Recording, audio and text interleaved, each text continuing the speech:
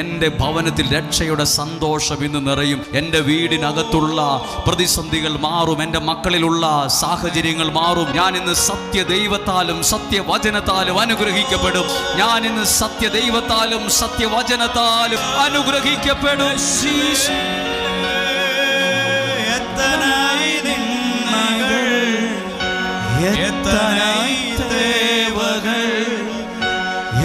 சூழலின்றாலும் உம்மை பார்க்கின்றேன்.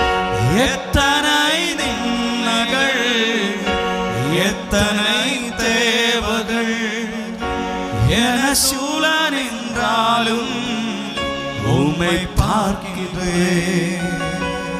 உத்தம ஊழியன் என்று நீ சொல்லிடும் ஒரு வார்த்தை கேட்டிடா உண்மை